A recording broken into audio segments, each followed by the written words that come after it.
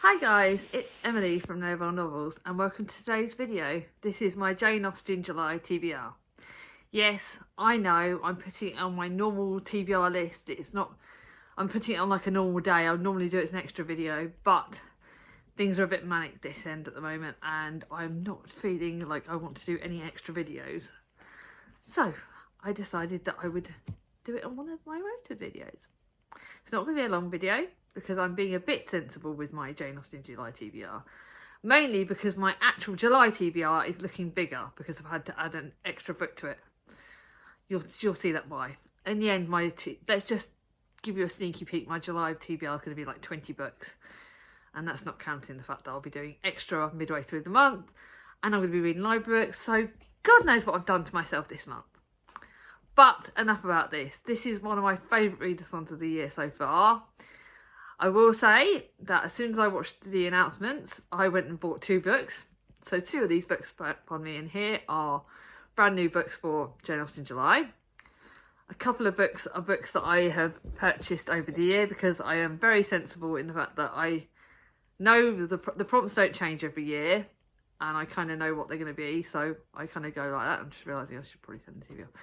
Okay, so I will tell you, obviously the posts of Jane Austen July are one of my lovely friends, Katie from Books and Things. She's someone I've looked up to for as long as I've been on BookTube. She is one of my true inspirations and I think Katie's amazing. Marissa from Blatantly Bookish, another amazing friend. And there's the other one. And I cannot remember. I will link her channel down below. My brain has died. I have not linked it in. I will link all the hosts down below. I will link Katie's video with the prompts and the recommendations. Although check out all the hosts. They're all amazing. Marissa from Blatantly Bookish is again a great friend. And obviously I know we have the other host. And my brain has died. I'm sorry. My brain is not with it today. So let's get on with it. I wanted to have this nice short and sweet video. But the prompt number 1 is read one of Jane Austen's main 6 novels. As always, I plan to read 2. I've read all of her novels now, so they're all rereads. The Greek book is Sense and Sensibility, and I was planning to reread that anyway. At the moment, it's one of my least favourites, is Sense and Sensibility. But something I've learned from doing Jane Austen July is when you reread a book, they can go up in your estimations. Like, I didn't like Persuasion the first time I read it, reread it and loved it. So I'm hoping that when I reread this, I will love it. Also, I'm having links because Chatty from the Mad Chatter said that I'm like one of the characters in this, Eleanor. And that, yeah, apparently the sister thing is very different because obviously I've got Charlie from Charlie Brooke Reads, my sister. We're sisters as well. So apparently Chatty reckons I'm more like Eleanor. For Eleanor Dashwood, sensible and sensitive, her romantic, impetuous younger sister, I'm not saying anything, is the prospect of marriage in men they love appears remote. And obviously in a world ruled by money and self-interest, the Dashwood sisters have neither fortune nor connections. Concerned for others and for social proprieties, Eleanor is ill-equipped to compete with the self-centred fortune hunters like Lucy Steele, whereas Marianne's unswerving belief in the truth of her own feelings makes her more dangerously susceptible to the designs of unscrupulous men. I do think I am probably sensible, I don't know, but I'm definitely the sensitive. So it could be good to reread this. I might even look at the appendixes. It's not a very long book. It's one I've wanted to reread. And I think the sister element's really good for me. You know I love books with sisters. So I'm hoping that when I reread this, I'll get more out of it and I'll enjoy it. So I might read it a bit slower, I don't know. Then I'm going to reread my favourite Jane Austen book, and that is Pride and Prejudice. I've only read it once. I don't think I read this copy, and this copy my sister Vicky bought me, so I think this will count as not as a reread, because I don't think I read it under this copy. So yes, that means it's only one book that's going to count as a reread on my numbers. Pride and Prejudice, if you don't know it, it's the best, in my opinion, it's the best Jane Austen book ever. It's about the Bennet sisters. I absolutely love it. I love all the Bennet sisters. The amount of retellings that they've done in books and on TV things on the Pride and Prejudice, it's amazing. It's about the Bennet sisters and I love this copy. Heaven and earth are the shades of Pemberley to thus be polluted. I really, really love this book. I love my gorgeous copy. I love it. I think I've only read it once, but I want to reread it again and get more out of it. So this is the one that I'm going to be reading. I'm going to read those two. Prompt number 2 is to read something by Jane Austen that is not one of her main 6 novels. I haven't got a plan for this yet because I've read quite a lot of her books. And I've got, what I may do is I may do like one of the short stories and do that as a reread. But I don't work well with short stories. I don't work well with things like that. So I'm not necessarily going to do a prompt. There is apparently, I think they've got one of her non-6 novels they're doing. I can't for the life of me remember. I think it's Lady Susan.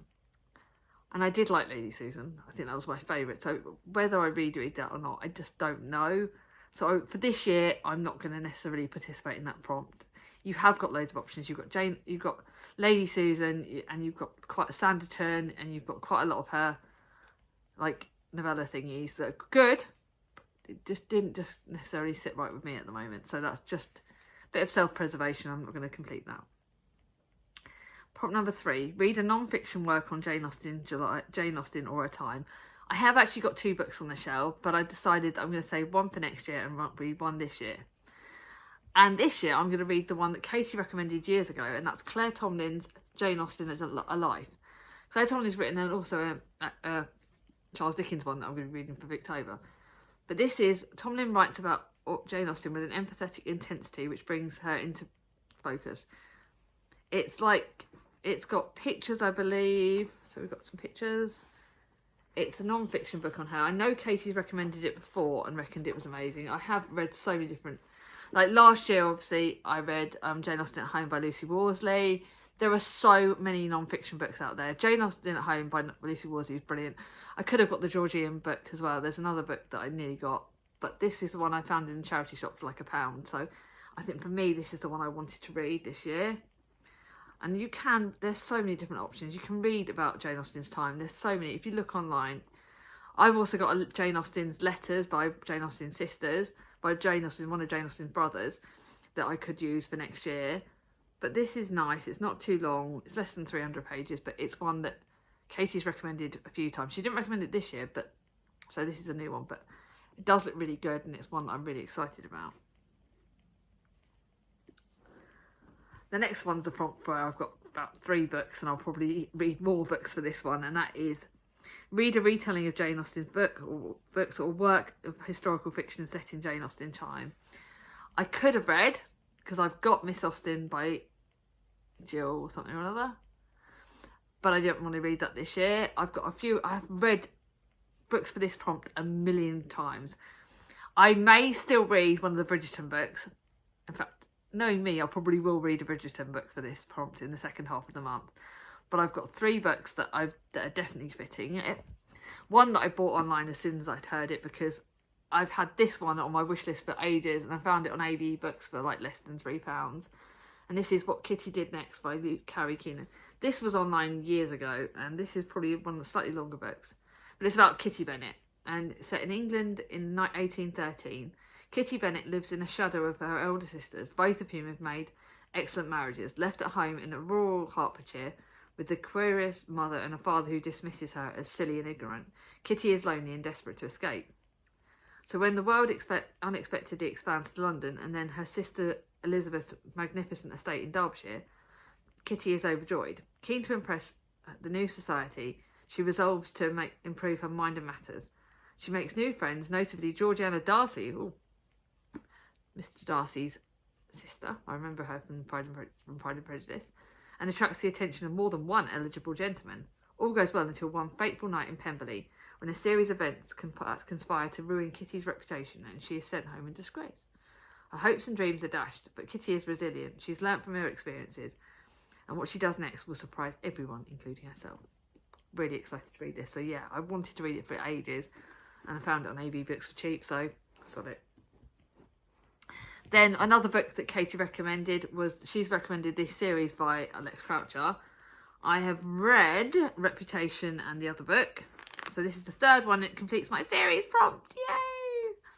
It's Lex Croucher. I love Lex Croucher's books. I loved the first one. I didn't love the second as much. But this one has the lead character of Emily. So I had to read it this year. Emily Lawrence is a liar. She's not really a governess. She's not polite. She's not polished. And she's never taught a child in her life.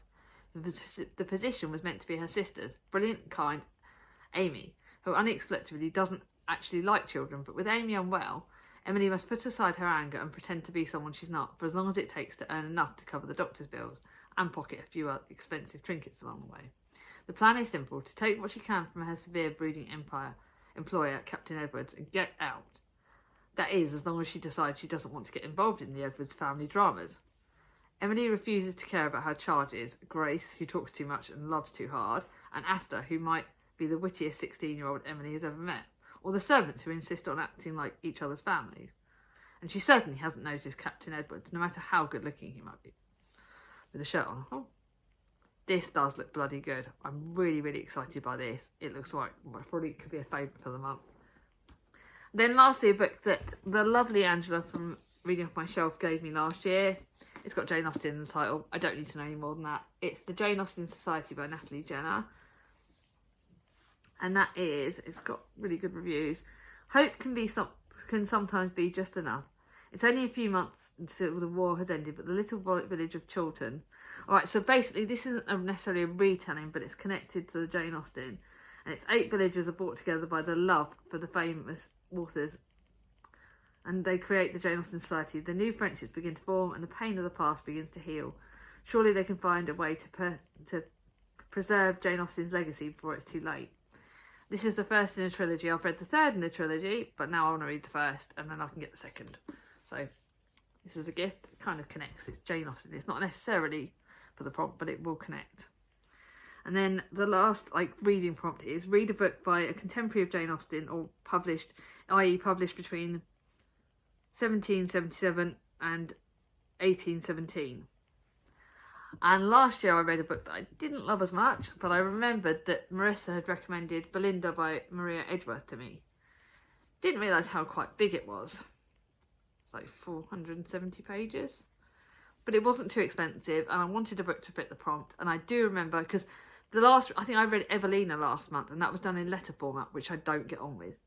But this is apparently, it's Maria Edgeworth's treatment of gender and race issues is at once comic and thought-provoking. Braving the perils of marriage market, Belinda learns to think for herself, and the example of her friends proves singularly unreliable. Edgeworth's varied cast include a bewitching aristocrat, Lady Delacour, whose dreadful secrets put her at the power of a volatile servant, the dashing court Creole gentleman, Mr. Vincent, who almost succeeds in winning Belinda's hand, if not her heart, and the eccentric Clarence Harvey, who attempts to create an ideal wife's backfires. This has been told that this looks good. It is one I'm nervous about, but I am looking forward to, because I am still having my classic slump at the moment. But this is one I really am looking forward to. As to whether I read other books, I will probably, knowing me, I'll probably do a bit of a binge. I'm certainly going to be watching Bridgerton. No, realistically, Bridgerton would have been finished by then, because, yeah, the second one comes out in June, and I don't see me not binging it before July. But we'll see. I've certainly got books that I could think that could match. So as to whether you'll see in my mid-month wrap-up whether I've added extras, but I have got my holiday in July, so I'm not going to push myself too hard. Then for the screen adaptations, these are the ones I don't necessarily do very much, because I will be away at the end of June and I don't know what July is going to be like, end of July. Watch a direct screen adaptation. I've got a video of Sense and Sensibility, a DVD, sorry, of Sense and Sensibility. But as to whether I go, because I'm crap with the DVD player, I may look on Amazon, on Prime, no, not Prime, Netflix. And I may watch a screen adaptation on Netflix, but I will be looking at that. If not, I have got the DVD for Sense and Sensibility if I choose to watch it. But I will be looking online, but I've been told not to go near Persuasion because that's been slated big time. So that's one option that I may go with Sense and Sensibility, but I will look on Netflix. And then the last prompt is to watch a modern screen adaptation or a retelling of Jane Austen book. I'm probably going to go with Clueless. I might do that on a Tuesday night with Mia, or I might just go on a Clueless binge if I can find it. I think she's got it, but I might do that, but we'll see. So, I know if you got to the end of this video, because I always think of Jane Austen as like posh and like a teacup. If you got to the end of this video, leave a teacup emoji. And what are you joining in Jane Austen July? What books are you looking forward to read? Let me know in the comments below. I love chatting to you all. And are you excited? It's a great readathon. It's one I love every year. So if you like this video, give it a thumbs up. If you're new to my channel, subscribe, ring on my ding-a-ling, and I'll see you all soon. Bye bye.